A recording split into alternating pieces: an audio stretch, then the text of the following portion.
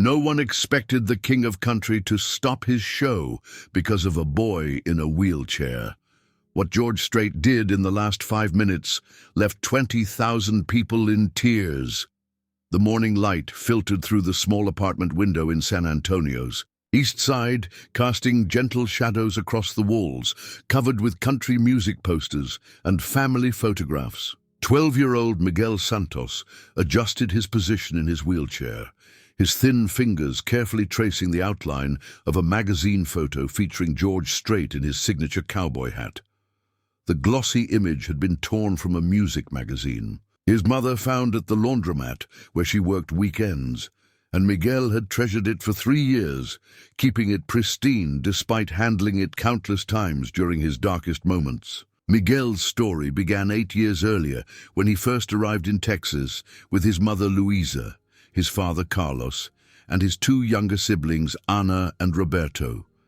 The Santos family had left their small town in Minas Gerais, Brazil, chasing the American dream with nothing but 2 suitcases, a handful of savings, and an unshakable faith that life could be better for their children. Carlos had found work in construction, while Luisa cleaned offices at night and houses during the day, both parents working relentlessly to build a foundation for their family's future in this foreign land, where even ordering food felt like navigating a maze. The first signs that something was wrong with Miguel appeared when he was 4 years old. While other children his age ran around playgrounds with boundless energy, Miguel would tire easily, struggling to climb stairs or keep up with his siblings during their games. At first, Luisa attributed it to his quiet, gentle nature. But when Miguel began falling frequently and complained of muscle pain, she knew something deeper was affecting her eldest son. The diagnosis came like a thunderbolt on a clear day: Duchenne muscular dystrophy, a progressive genetic disorder that would gradually weaken Miguel's muscles and, according to the doctors, significantly shorten his life expectancy. The devastating news arrived during the family's second year in Texas, when their English was still fragmented and their understanding of the American healthcare system was virtually non-existent. Carlos worked extra shifts to pay for medical appointments, while Luisa spent countless nights researching Miguel's condition on the library's computers, translating medical terms with an online dictionary, and crying silently in the bathroom. So her children wouldn't see her despair, the doctors explained that Miguel would likely lose the ability to walk by his teenage years, and the progression of the disease would eventually affect his heart and respiratory muscles. It was during one of these overwhelming nights, when Miguel was 6 years old and had just started using leg braces to help him walk, that Luisa discovered country music playing softly on their neighbor's radio. The melodic voice singing about heartbreak, resilience, and finding strength in difficult times belonged to George Strait, though she didn't know the artist's name at the time. Something about the music's honest emotion and the stories woven into each song resonated with her own struggles, and she found herself humming the melodies while folding laundry and preparing meals for her family. Dear friends, if you're enjoying Miguel's incredible journey, please subscribe to our channel and let us know in the comments where you're watching from and what you think about this amazing story so far. Your support means the world to us and helps us share more inspiring tales like this one. Miguel's introduction to George Strait happened by accident, but it would prove to be one of the most significant moments of his young life. During a particularly difficult night when his muscle pain was severe and sleep seemed impossible, Luisa sat beside his bed playing country music softly on her phone, hoping the melodies would provide some comfort. When I Cross My Heart began playing, Miguel's tears stopped and he listened intently to every word, even though his English was still developing. Something about the sincerity in Strait's voice, the way he delivered each line with authentic emotion, touched something deep within Miguel's heart. From that night forward, George Strait's music became Miguel's companion through every challenge. When he graduated from leg braces to crutches at age 8, he listened to "Carrying Your Love With Me" and imagined his strength came from the love of his family and the hope embedded in each song. When he transitioned to a wheelchair at age 10, the chair took on a different meaning entirely, transforming from a song about romance into an anthem about finding dignity and purpose regardless of physical limitations. Miguel's English improved dramatically as he memorized every George Strait song, using the lyrics as textbooks and the melodies as motivation to master pronunciation and grammar. The Santos family's financial situation remained challenging throughout Miguel's childhood. Carlos had injured his back in a construction accident, limiting his work capacity, while Luisa took on additional cleaning jobs to compensate for the reduced income. Miguel's medical expenses, including physical therapy sessions and specialized equipment, stretched their budget to its breaking point month after month. Despite these hardships, or perhaps because of them, the family grew closer, finding joy in simple moments like Sunday dinners where they'd share stories, and Miguel would play his favorite country songs on Luisa's old phone. Miguel's passion for music extended beyond passive listening. He taught himself to play simple melodies on a small keyboard his aunt sent from Brazil, adapting his technique to accommodate his weakening hand muscles. His music teacher at school, Mrs. Rodriguez, recognized his natural talent and stayed after hours to give him additional lessons, refusing payment despite the family's repeated offers. Miguel dreamed of owning a real guitar, but such luxuries remained far beyond their financial reach, so he practiced fingering patterns on air and hummed along with instrumental tracks. The announcement of George Strait's Cowboy Rides Away farewell tour sent shockwaves through the country music world, but for Miguel, it represented both devastating news and an impossible dream. At age 11, he understood this might be his only chance to see his hero perform live, but ticket prices for the San Antonio show ranged from $80 to $300, amounts that might as well have been millions to his family. Miguel never mentioned his desire to attend the concert, knowing it would only burden his parents with guilt. Luisa, however, noticed everything.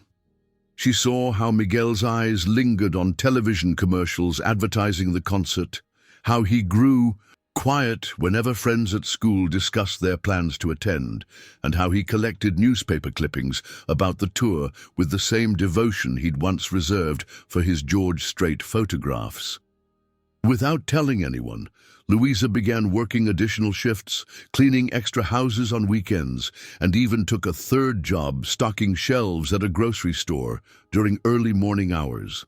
For 2 years, she secretly saved every extra dollar, hiding the money in an envelope taped inside an old cookbook.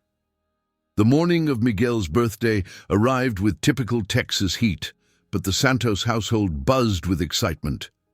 Ana and Roberto could barely contain their anticipation as they watched. Their mother approached Miguel with an envelope that seemed to glow with possibility. When Miguel opened it and saw 2 tickets to George Strait's concert, his reaction was immediate and overwhelming. He cried tears of pure joy, disbelief, and gratitude, understanding instinctively the sacrifice his mother had made to provide this moment. Carlos embraced his son while fighting back his own tears. The weeks leading up to the concert passed like a beautiful dream, punctuated by careful preparation. Miguel researched every song George Strait might perform, practiced singing along until he knew every word perfectly, and worked with his father to create a special sign that would hopefully catch the performer's attention. The sign, decorated with battery-powered LED lights that Ana helped arrange, carried a simple but powerful message. "Your music taught me English and gave me strength to live. Can I tell my story?" As the concert date approached, Miguel's excitement was tempered by growing anxiety about attending such a large event in his wheelchair. The AT&T Center was enormous, with over 20,000 seats, and Miguel worried about accessibility and whether he'd actually be able to see the stage from the designated wheelchair section. Luisa called the venue multiple times to confirm accessibility features and arrived 3 hours early to ensure they could navigate any potential challenges. The day finally arrived with an energy that seemed to electrify the very air around San Antonio. Miguel wore his best shirt and carried his illuminated sign with hands that trembled with anticipation rather than muscle weakness. The sign had become a family project over the past week, with Ana contributing her artistic skills, Roberto testing the LED lights, and Carlos reinforcing the lightweight frame so Miguel could hold it comfortably despite his weakening grip strength. That morning, the Santos family had attended early Mass, where Father Martinez offered a heartfelt blessing for Miguel's journey. Miguel's wheelchair had been decorated with small country music-themed stickers that his siblings had collected over months, transforming his mobility aid into a celebration of his passion rather than a reminder of limitations. Luisa packed his medications carefully, along with snacks and water bottles, knowing that excitement might make Miguel forget his basic needs. As their taxi approached the AT&T Center, Miguel pressed his face against the window, watching massive crowds streaming toward the entrance wearing cowboy hats, boots, and George Strait t-shirts. The diversity amazed him. Families with small children, elderly couples holding hands, teenagers with their parents, and groups of friends singing snippets of country songs. Everyone seemed united by their shared love for the king of country music, and Miguel felt proud to be part of this community. The wheelchair-accessible entrance process took longer than expected, requiring additional security checks. A kind security guard named Maria, who spoke fluent Spanish, helped translate venue policies for Luisa and assured them that Miguel's sign was perfectly acceptable. This small act of kindness helped calm the family's nerves about potential complications. Once inside the massive arena, Miguel's eyes widened with wonder at the breathtaking scale of the AT&T Center. The stage seemed impossibly large, decorated, with elaborate lighting systems and massive video screens. The wheelchair-accessible seating area provided an excellent view of the stage, and Miguel felt grateful that his physical limitations wouldn't prevent him from experiencing every moment he had dreamed about for years. The opening act began promptly, at 7 o'clock, filling the arena with classic country sounds that served as the perfect warm-up for the main event. Miguel sang along enthusiastically to every song he recognized, his voice growing stronger and more confident as the evening progressed. Other families in the wheelchair section smiled at his infectious enthusiasm, and several people complimented his creative sign, asking about his story and expressing admiration for his determination. As the time for George Strait's appearance approached, Miguel's excitement reached a fever pitch that made his whole body vibrate with anticipation. He clutched his sign tightly, practicing in his mind what he might say if the impossible happened and he somehow caught his hero's attention. His mother held his free hand, sharing in his excitement while silently praying that this night would bring her son joy rather than disappointment. The lights dimmed dramatically, and 20,000 voices joined together in a deafening roar of anticipation that made the very foundations of the AT&T Center shake with collective excitement. Miguel felt tears of pure joy streaming down his cheeks before George Strait had even appeared on stage, overwhelmed by the realization that his impossible dream was finally becoming reality. Little did he know that this extraordinary night would transform not only his own life, but touch the hearts of every person in attendance and create a moment that would be remembered long after the final note faded into the Texas night air. The thunder of applause was still echoing through the arena when the first wave of disappointment crashed over Miguel like a cold Texas storm. As George Strait's silhouette appeared through the stage smoke, bathed in golden spotlights that made him look like a country music angel descended from heaven, Miguel raised his illuminated sign high above his head with trembling hands. The LED lights flickered bravely against the massive arena lighting, but in that sea of 20,000 screaming fans, his small beacon of hope seemed to disappear into the overwhelming chaos of the moment. "Hold it higher, mijo," Luisa whispered, urgently in his ear, her voice barely audible over the deafening roar of the crowd. She could see the strain in Miguel's weakened arms as he struggled to keep the sign visible, his muscles already beginning to protest against the weight that would have been effortless for any other 12-year-old boy. Carlos quickly moved behind, his son's wheelchair, placing his weathered construction worker's hands gently under Miguel's arms to provide support without making it obvious to the surrounding crowd that the boy needed assistance. For the first 20 minutes of the concert, Miguel's hope remained unshakable. George Strait opened with "Here for a Good Time," and the entire arena transformed into a massive sing-along that filled Miguel's heart with pure joy. He sang every word with passionate intensity, his voice cracking with emotion as he poured his soul into each lyric that had carried him through countless dark nights. The people around him smiled at his enthusiasm, and for those precious moments, Miguel felt like he belonged in this magical world of country music dreams. But as song after song passed, without so much as a glance in his direction, Miguel's arms began to ache with a burning sensation that went far beyond normal muscle fatigue. The Duchenne muscular dystrophy was relentless in its progression, and, holding the sign for extended periods, was becoming an exercise in pure determination over physical capability.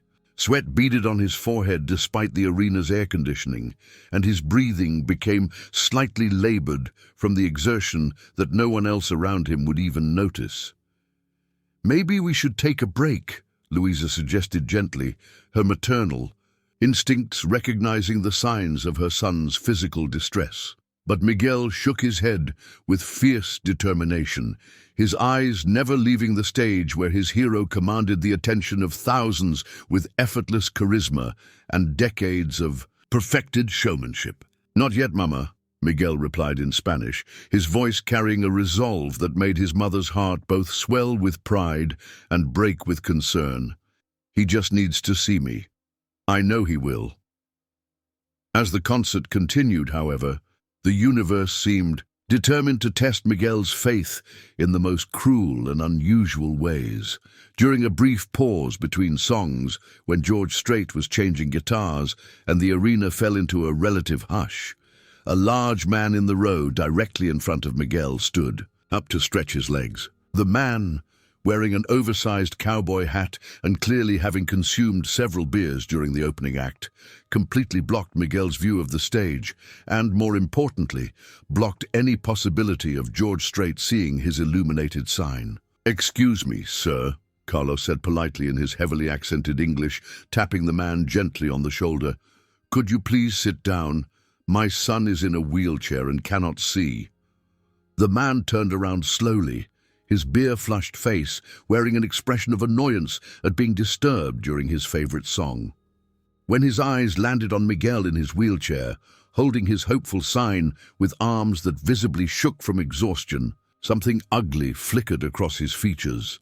Instead of the compassion that most people showed when they encountered Miguel's situation, this stranger's face hardened with what could only be described as irritation and barely concealed disgust. "Listen here, pal," the man slurred, his voice loud enough that several nearby families turned to watch the unfolding confrontation. "I paid good money for these seats just like everybody else. I ain't gonna spend the whole night sitting down just because you brought your kid to something he can't handle. Maybe you should have thought about that before you came." The words hit Miguel like physical blows, each syllable cutting deeper than any muscle pain he had ever experienced. Around them, the atmosphere shifted uncomfortably as other concert-goers became aware of the tense situation developing in the wheelchair section. Some people looked away in embarrassment, while others watched with morbid curiosity to see how the conflict would resolve itself. Louisa's face flushed red with maternal fury, and she started to rise from her seat to defend her son. But Miguel grabbed her hand with surprising strength.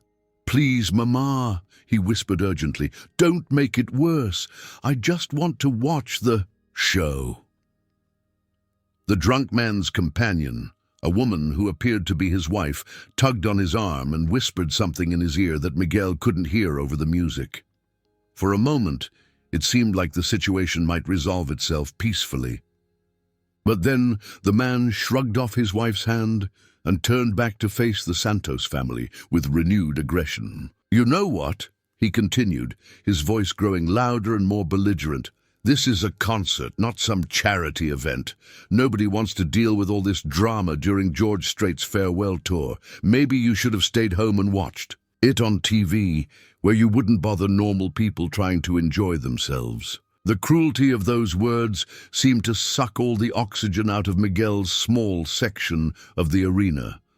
The boy who had dreamed of this moment for years, who had learned English by memorizing George Strait songs, who had found strength and hope in country music during his darkest hours, suddenly felt smaller than he had ever felt in his life. The illuminated sign that had represented so much hope and possibility now felt like a childish fantasy created by someone too naive to understand how the real world treated people like him. Miguel's arms finally gave out completely. The weakness from his condition, combining with the emotional devastation to make holding the sign impossible. The carefully crafted beacon of hope fell to his lap as tears of humiliation began to well up in his eyes. Carlos stood up slowly, his construction worker's frame tense with controlled anger. But before he could respond, something unexpected happened. Maria, the security guard who had been so kind to them at the entrance, appeared beside their row as if summoned by some divine intervention. She had been making her regular rounds through the wheelchair section when she noticed the commotion and decided to investigate. "Is there a problem here?" Maria asked in a voice that carried the unmistakable authority of someone who had dealt with countless difficult situations. Her uniform and badge commanded immediate respect, and the drunk man's aggressive posture shifted noticeably as he realized he was now dealing with venue security rather than just an immigrant family he could intimidate without consequences. "No problem at all, officer," the man replied, his tone suddenly much more respectful and his words more carefully chosen. "Just trying to enjoy the show like everybody else." Maria's sharp eyes took in the entire situation in a matter of seconds. Miguel slumped in his wheelchair, with tears streaming down his face, his sign fallen into his lap, his parents standing protectively beside him, and the aggressive man whose body language told the whole story even without hearing the specific details of what had transpired. "Sir, I'm going to need you to return to your seat and keep your voice down," Maria said firmly.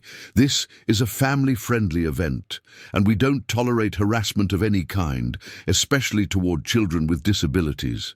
If there are any more disturbances from your section, you'll be escorted from the venue immediately." The threat of ejection from George Strait's farewell concert was enough to sober the man considerably, and he quickly returned to his seat with mumbled apologies that nobody believed were sincere. But the damage to Miguel's spirit had already been done. The magical evening that was supposed to be the fulfillment of his greatest dream had been poisoned by cruelty and prejudice, and no amount of security intervention could undo the emotional wound that had been inflicted. "Are you okay, sweetheart?" Maria asked gently, kneeling down beside Miguel's wheelchair so she could speak to him at eye level. Her kindness was genuine and warm, but Miguel could barely look at her through his tears of humiliation and disappointment. "I just wanted him to see my sign," Miguel whispered in English, his voice so quiet that Maria had to lean closer to hear him over the music. "I wanted to tell Mr. Straight how his music helped me learn English and gave me strength when I was scared about my sickness. But nobody cares about a kid in a wheelchair." Maria's heart broke as she listened to this brave boy's simple dream, being crushed by adult cruelty and ignorance. She had worked security at countless concerts and events throughout her career, dealing with everything from drunk college students to aggressive fans trying to rush the stage. But she had never encountered a situation that affected her so personally and so deeply. Looking at Miguel's tear-stained face, seeing the way his small shoulders shook with quiet sobs, and noticing the hopeful sign that now lay forgotten in his lap like a discarded prayer, she made a decision that would prove to be more significant than anyone in that arena could have possibly imagined. This moment would change not just Miguel's life, but her own understanding of what it meant to use her position to make a real difference in someone's world. "Miguel," she said softly, having learned his name during their earlier interaction. "At the entrance, what if I told you that sometimes the best way to get someone's attention is not by holding up a sign in a crowd of 20,000 people? What if there was another way to make sure Mr. Straight sees your message?" Miguel looked up at her with eyes that still held a flicker of hope despite the crushing disappointment he had just experienced. "What do you mean?" Maria glanced around to make sure no other security personnel were watching, then leaned in closer to the Santos family. "I've been working concerts at this venue for 15 years, she whispered conspiratorially. "I know things about how this place works that most people don't. There are ways to get messages to performers, special procedures for situations just like this one." The mysterious promise in Maria's words sent a shiver of anticipation through Miguel's entire body, and for the first time since the confrontation with the drunk man, his face began to brighten with renewed possibility. The tears that had been flowing freely down his cheeks slowed to a stop, and the crushing weight of disappointment that had settled on his chest began to lift ever so slightly. Luisa and Carlos exchanged glances that mixed hope with skepticism, their parental instincts warring between protecting their son from further disappointment and believing that this kind stranger might actually have the power to make their boy's dream come true. "But," Maria continued, her voice taking on a more serious tone, "it would require you to trust me completely and to be willing to take a chance on something that has never been done before in all my years working here. Are you brave enough for that kind of adventure, Miguel?" As George Strait's voice soared through the arena singing, "I Can Still Make Cheyenne," Miguel felt something shift deep in his chest. Perhaps this night wasn't over after all. Perhaps the cruelty of strangers and the limitations of his physical condition were not the final words in his story. Perhaps, just perhaps, there was still magic waiting to unfold in the most unexpected ways. Miguel's heart hammered against his ribs as he looked into Maria's eyes, searching for any sign that this might be another cruel joke. But what he saw was genuine compassion, a spark of determination that matched his own, and something else, a sense of purpose that suggested this moment was as important to her as it was to him. "Yes," Miguel whispered, his voice barely audible but filled with more courage than he had ever summoned. "I'm brave enough. What do I need to do?" Maria smiled, and for the first time since the confrontation with the drunk man, Miguel felt hope flooding back into his chest like warm sunlight after a devastating storm. She pulled out a small radio from her security belt and spoke into it with practiced efficiency. "This is Maria in Section 107. I need to speak with stage management immediately. We have a special situation that requires immediate attention." She paused, listening to the crackling response, Tell them it's about the ADA accommodation request we discussed in the pre-show briefing. Miguel's parents exchanged confused glances, unsure what ADA meant, but they could see the confidence in Maria's demeanor and the way other security personnel respected her authority. This wasn't just a kind security guard making empty promises. This was someone who understood the inner workings of the venue. "Miguel," Maria said, kneeling down to his eye level, "I need you to understand something very important. What I'm about to do goes against every protocol I've been trained to follow in 15 years of working concert security. I could lose my job for this." The weight of her words settled over the Santos family, and Miguel felt the familiar sensation of adults protecting themselves by lowering his expectations. But before disappointment could take hold, Maria continued with a smile that transformed her entire face. But sometimes there are moments in life when following the rules matters less than doing what's right. Sometimes there are opportunities to create magic that might never come again. And Miguel, I believe this is one of those moments. On stage, George Strait had just finished Check Yes or No and was transitioning into Amarillo Morning. The melody filled the arena with a sense of vast open spaces and endless possibilities, and Miguel felt tears forming in his eyes, not from sadness this time, but from the overwhelming realization that his favorite song was playing at the exact moment when his life might be about to change forever. Maria's radio crackled to life with an urgent message that she answered in hushed tones, speaking in technical jargon about stage access, security clearances, and the artist's special request protocol. After several minutes of intense communication, Maria stood up with a look of triumph. "It's arranged," she announced quietly, "but we need to move now during this song. Miguel, I need you to trust me completely and do exactly what I tell you to do." Without waiting for an answer, Maria began pushing Miguel's wheelchair toward a side aisle, hidden behind a curtain that led to a service corridor. Carlos and Luisa followed closely, their faces a mixture of excitement and terror, as they realized their son was being taken into the restricted areas of the arena. The corridor was dimly lit and filled with muffled sounds of the concert echoing through the walls. Miguel could hear George Strait's voice more clearly here, as if they were moving closer to the source rather than farther away. Maria navigated the wheelchair through a maze of equipment cases and clusters of venue staff members who nodded respectfully at her. "Where are we going?"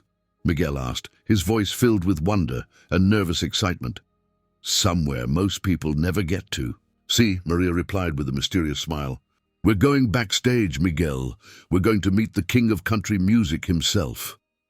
The words hung in the air like impossible promises, and Miguel felt as if he might float right out of his wheelchair from pure excitement. This couldn't be real. Things like this didn't happen to kids like him.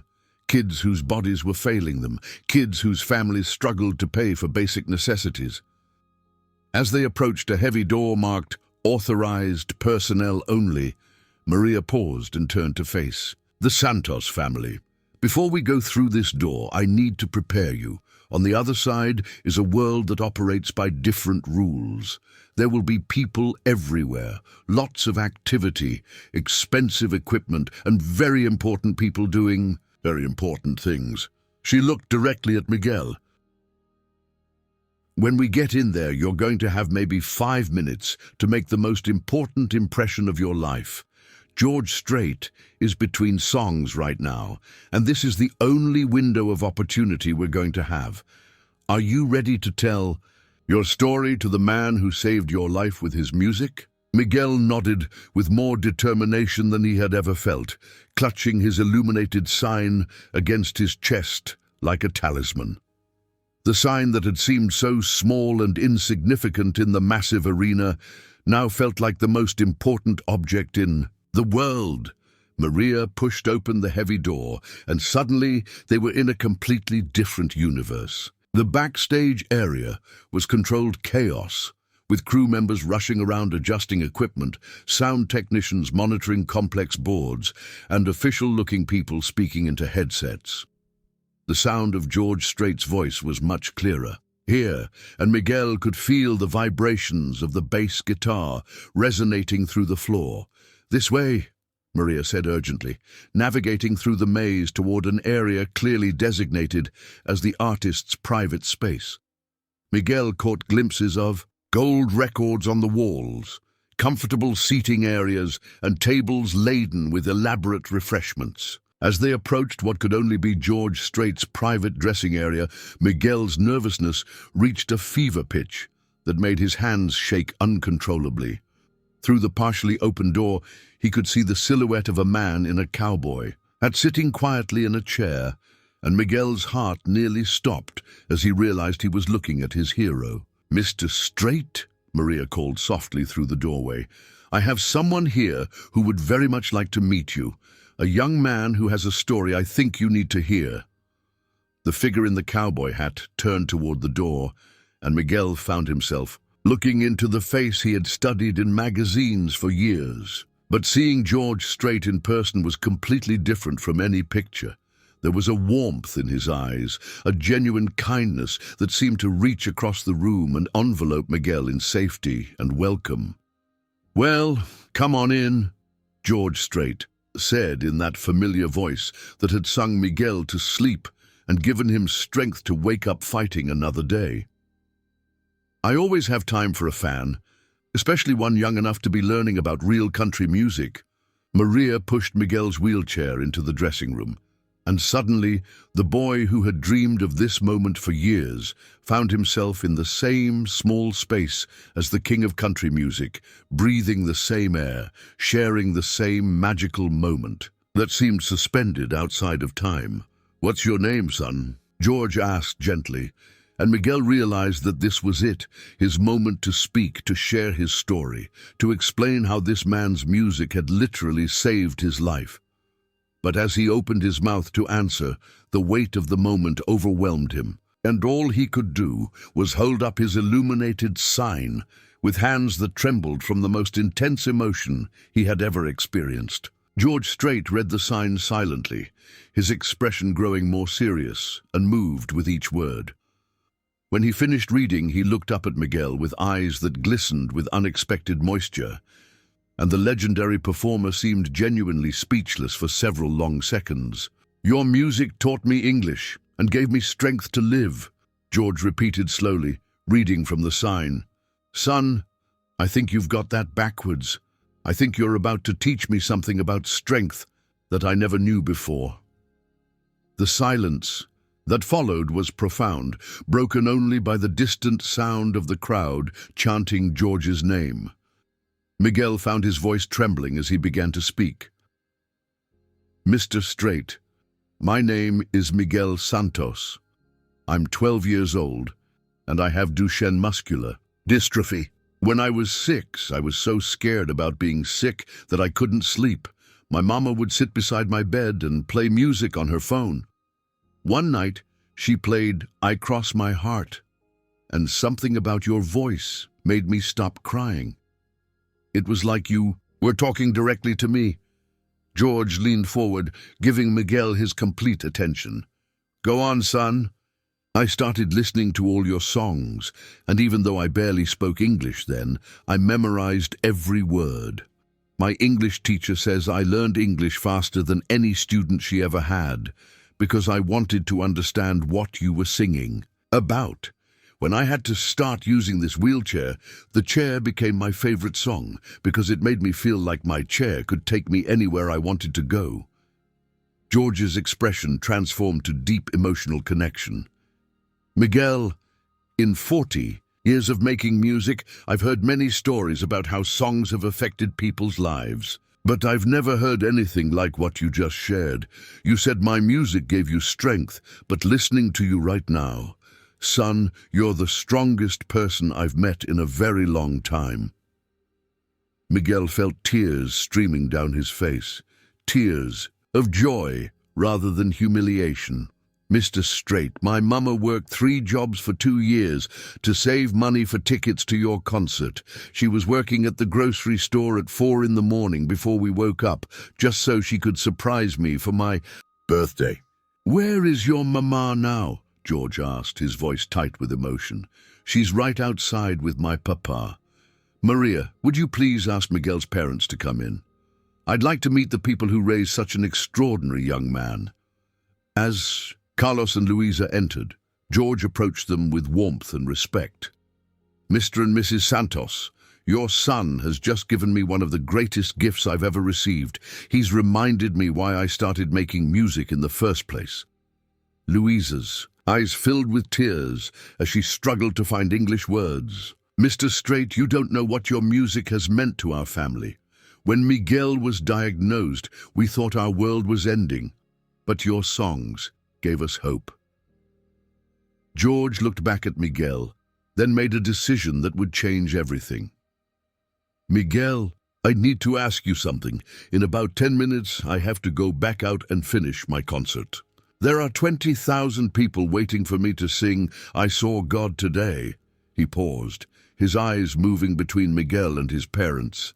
But tonight, I think I've actually seen God in the courage of a 12-year-old boy who refuses to let his circumstances define his dreams.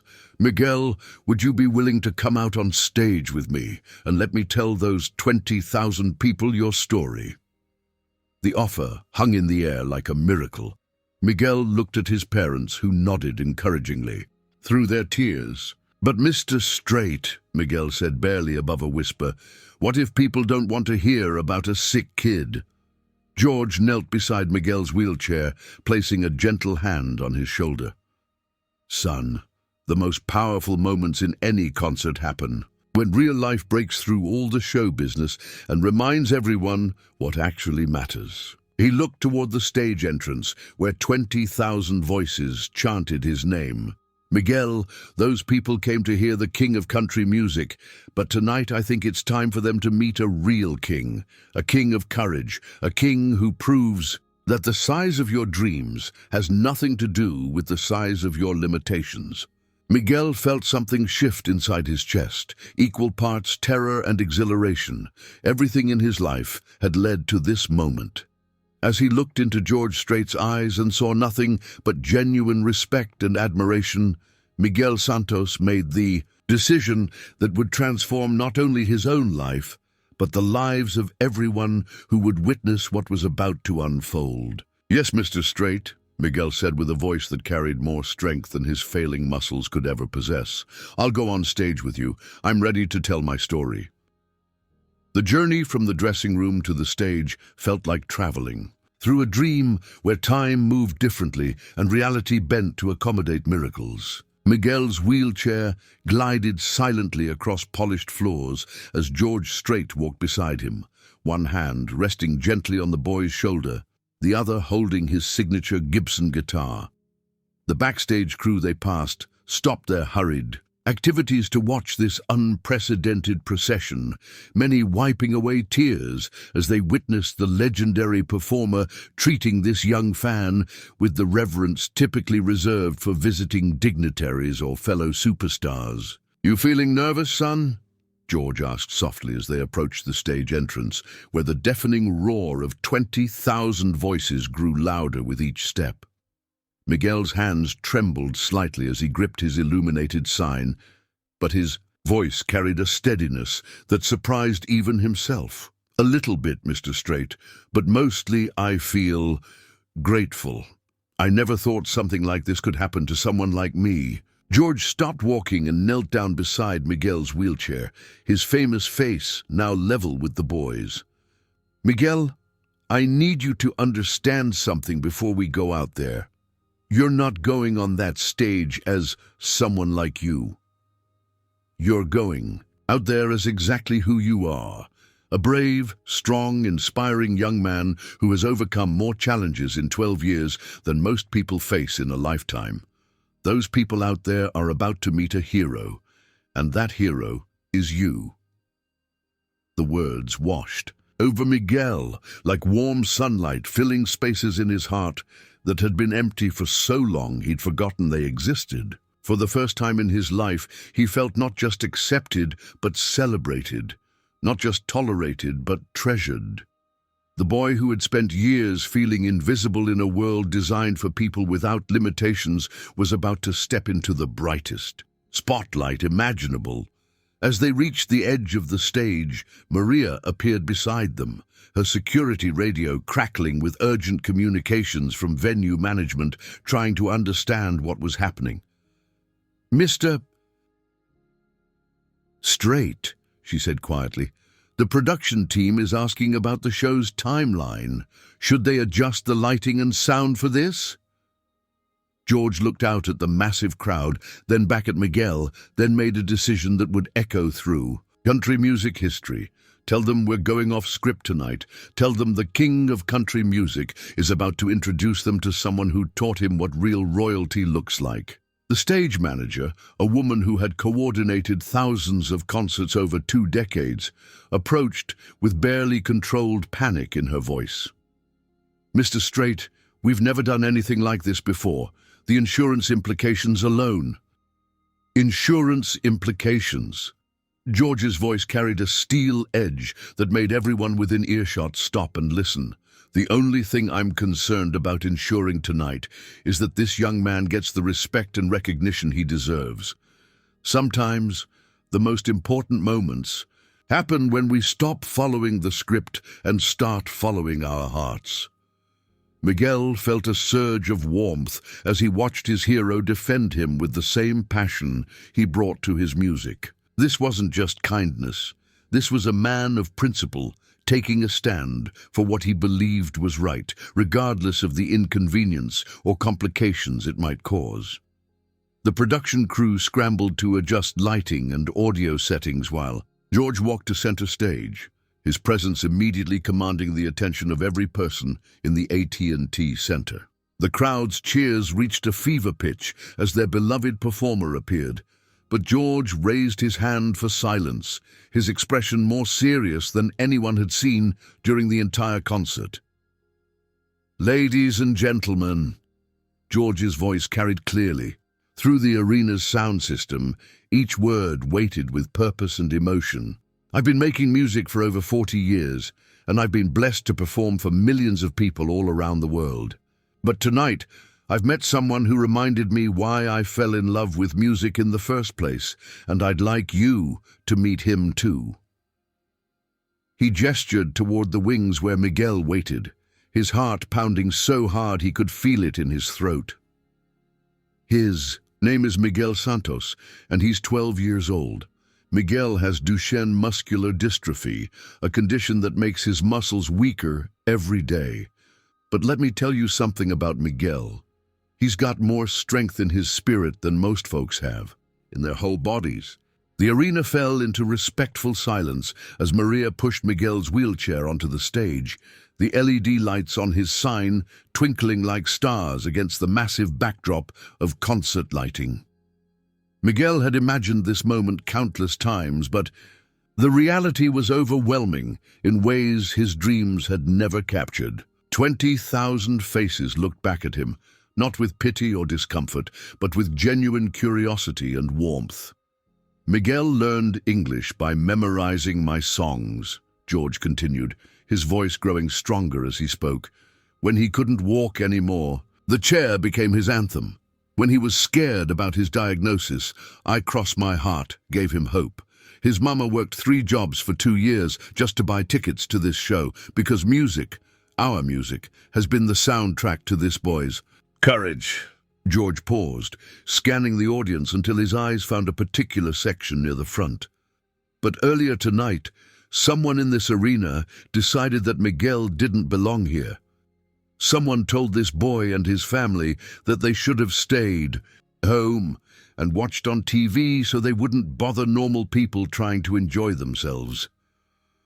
A collective gasp rippled through the crowd, followed by angry murmurs as 20,000 people processed the cruelty of those words. Miguel felt his cheeks flush with embarrassment, but George's hand on his shoulder steadied him. "Now, I don't know who said those words," George continued, his voice carrying across the arena with unmistakable authority. "But I do know this. Anyone who looks at Miguel Santos and sees a bother instead of a blessing has missed the whole point of what country music is about. We sing about heart, about overcoming obstacles, about finding strength in difficult times. Miguel lives that reality every single day. In section 107, the drunk man who had confronted Miguel earlier slumped lower in his seat, his face burning with shame as he realized the entire arena was learning about his cruelty. His wife had been silent since the incident, but now she grabbed his arm with a grip that made him wince. Country music has always been about the underdogs, the fighters, the people who refuse to give up when life gets hard. George's voice grew more passionate with each word. Miguel Santos embodies everything that's beautiful about the human spirit, and if you can't see that, then you might be listening to the wrong kind of music. The crowd erupted in thunderous applause, a standing ovation that lasted nearly 5 minutes. Miguel felt tears streaming down his face as he witnessed 20,000 people celebrating not just his presence, but his worth as a human being. The boy who had felt invisible for so long was now the center of attention, not because of his disability, but because of his courage. When the applause finally died down, George knelt beside Miguel's wheelchair and spoke directly to him, though his words were picked up by the microphone and broadcast throughout the arena. "Miguel, I've got something for you." He held up his custom Gibson guitar, the one that had been appraised at over $150,000. "This guitar has been with me for 15 years. It's played on more stages than I can count, and it's signed by some of the greatest country music legends who ever lived." Miguel's eyes widened in disbelief as George placed the priceless instrument across his lap. "But you know what? Those legends would want this guitar to go to someone who understands what music really means, someone who knows that the most beautiful songs come from the heart, not from perfect technique or expensive equipment." "I can't accept this," Miguel whispered, his voice barely audible over the crowd's excited murmurs. "It's too valuable, too important." "Son," George said with a smile that could have powered the entire arena, "this guitar has been waiting its whole life for someone like you to play it. Don't you think it's time we let it fulfill its purpose?" With trembling hands, Miguel positioned the guitar and began to play the opening chords of Amarillo Morning. The sound that emerged was pure and beautiful, each note carrying the weight of years of practice on air guitars and imaginary instruments. His voice, when he began to sing, was clear and strong, carrying the same emotional depth that had made George Strait's version legendary. As Miguel sang, something magical happened in the AT&T Center. 20,000 voices joined him, creating a chorus that seemed to shake the very foundations of the building. The drunk man in section 107 found himself singing along, tears streaming down his face as he finally understood what he had almost destroyed with his careless cruelty. When the song ended, the silence that followed was profound and sacred. Then, as if controlled by a single mind, every person in the arena rose to their feet in the longest standing ovation in the venue's history. Miguel sat at the center of it all, holding the guitar that represented not just George Strait's generosity, but the entire community's recognition of his worth and potential. "Ladies and gentlemen," George announced over the continuing applause, "I present to you the future of country music, Miguel Santos, the bravest cowboy I've ever met." As the ovation continued, Miguel felt something shift in his understanding of himself and his place in the world. He was no longer just a sick kid in a wheelchair hoping for a moment of recognition. He was a musician, a storyteller, a beacon of hope for anyone who had ever felt different or limited by circumstances beyond their control.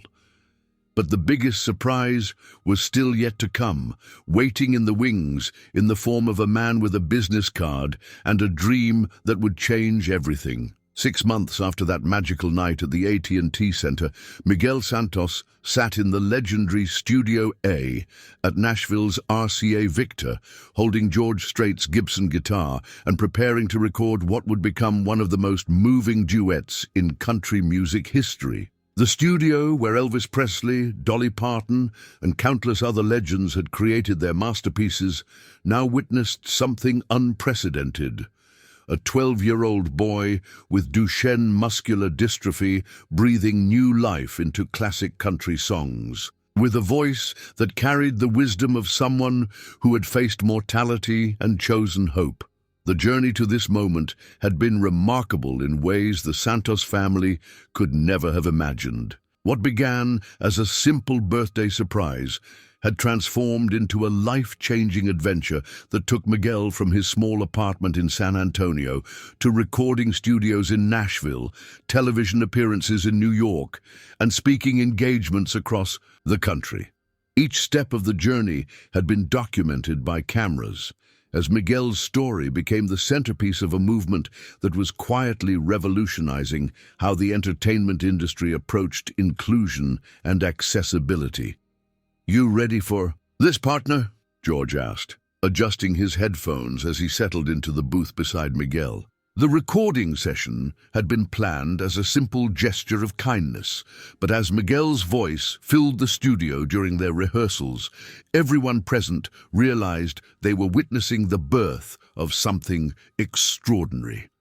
The chemistry between the veteran performer and the young newcomer was undeniable, creating a musical partnership that transcended age, experience, and physical circumstances. Miguel nodded, his hands finding the familiar chords that had become second nature since that night in San Antonio. The months of professional instruction had strengthened not only his musical abilities, but also his confidence as a performer.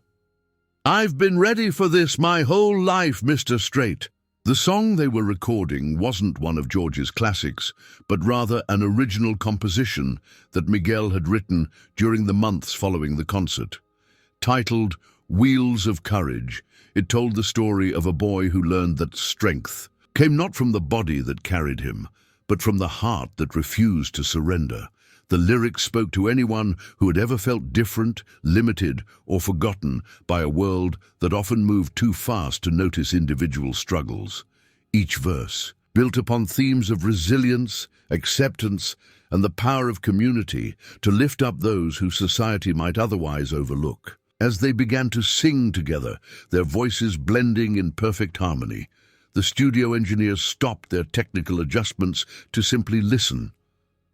Miguel's voice had matured considerably since that night on stage, strengthened by months of professional vocal coaching that George had quietly arranged and funded. But more than technical improvement, there was an emotional depth to his singing that touched something profound in everyone who heard it. His vocal delivery carried the authenticity that only comes from lived experience, making every word ring with truth and conviction. The recording session was being filmed by a crew from the Nashville network, documenting what would become the centerpiece of Rising Stars, Young Voices of Country Music, a documentary series that had grown from an idea proposed by Brandon McPherson, the producer who had been in the audience that transformative night. McPherson had approached the Santos family the morning after the concert with a vision that extended far beyond a simple, feel-good story, recognizing the potential for Miguel's experience to create lasting change in the industry. Miguel's experience represents something much larger than one boy's dream coming true, McPherson had explained to Carlos and Luisa during their first meeting in Nashville. There are thousands of children with disabilities who have incredible talents but never get the opportunity to share them with the world. Miguel could be the voice that changes that. His words proved prophetic as the documentary series expanded into a platform for showcasing young talent that had been previously overlooked by traditional entertainment industry gatekeepers. The documentary series had evolved into something even more ambitious: the Miguel Santos Foundation for Musical Inclusion, a non-profit organization dedicated to providing adaptive musical instruments, specialized instruction, and performance opportunities for children with disabilities. The foundation's first major initiative was the creation of mobile music studios that traveled to children's hospitals, rehabilitation centers, and special education schools across the country, bringing professional quality musical experiences directly to children who might never otherwise have access to such opportunities. George Strait had become the foundation's most prominent supporter, not just lending his name, but actively participating in fundraising events and personally mentoring young musicians who faced physical challenges similar to Miguel's. The guitar he had given Miguel that night had inspired the creation of an entire line of adaptive instruments designed specifically for children with various disabilities, from modified keyboards for children with limited hand mobility to percussion instruments designed for those with hearing impairments. You know what the most amazing thing about all this is? George said during a break in the recording session, watching Miguel practice a particularly challenging passage with the determination that had become his trademark. 6 months ago, you were just hoping I'd notice your sign. Now you're helping change the entire music industry and giving hope to kids all over the world. Miguel's transformation had been remarkable in ways that extended far beyond his musical development. The shy boy who had struggled with self-confidence had become a poised young spokesperson for disability awareness and inclusion. He had spoken at medical conferences about the importance of arts therapy, appeared on national television programs to discuss accessibility in entertainment venues, and even addressed a congressional subcommittee about the importance of arts education for children with special needs. His articulate advocacy and genuine passion had won over skeptics and created new allies for the disability rights movement. But perhaps the most significant change had occurred in Section 107 of the AT&T Center, where the man who had once told Miguel he didn't belong had undergone his own transformation. Robert Henderson, a construction foreman who had been drinking heavily the night of the concert due to problems in his marriage and mounting financial stress, had reached out to the Santos family through Maria, the security guard who had become a close family friend and trusted advisor to the foundation. Henderson's apology had been awkward and emotional, filled with shame and genuine remorse for the pain he had caused. But what followed surprised everyone. He began volunteering for the Miguel Santos Foundation, using his construction skills to help modify venues for accessibility and personally ensuring that children with disabilities had the same opportunities to enjoy live music that had meant so much to Miguel. His transformation from antagonist to advocate became one of the most powerful examples of how Miguel's story could change hearts and minds. I almost destroyed something beautiful because I was hurting inside, Henderson had told Miguel during their first face-to-face meeting, his voice thick with emotion. But watching you up there that night, seeing your courage and grace, it made me realize that the only disability that really matters is a closed heart. His work with the foundation had become a source of healing for his own personal struggles, providing purpose and redemption that helped repair his damaged relationships and self-worth. The recording session concluded with a performance that left everyone in the studio emotionally overwhelmed. As the final notes of Wheels of Courage faded, George Strait reached over and placed his hand on Miguel's shoulder, his eyes glistening with pride and admiration for the young man who had become like a son to him. "That's going to be number one," he said simply, his voice filled with certainty. "Not because of my name on it, but because of the truth in your voice and the hope in your message. 3 months later, on a crisp October evening in Nashville, Miguel Santos wheeled onto the stage of the Grand Ole Opry, the most sacred venue in country music. The Opry had been hesitant to book a 12-year-old performer, but the overwhelming response to the Wheels of Courage single had made Miguel's invitation inevitable. The song had indeed reached #1 on the country charts, making Miguel the youngest artist ever to achieve that milestone, and proving that authentic storytelling could triumph over industry cynicism. The Opry performance was planned as the culmination of the documentary series, but it became something much more significant, a celebration of how far the country music community had come in embracing inclusion and diversity. The audience included children from the Foundation's programs, their adaptive instruments and wheelchairs, a testament to how Miguel's story had opened doors that had previously remained closed. The sight of these young performers in the audience served as a powerful reminder of the change that one person's courage could inspire. As Miguel began his set with an acoustic version of The Chair, the song that had first given him hope during his darkest days, the camera captured something remarkable happening in the audience.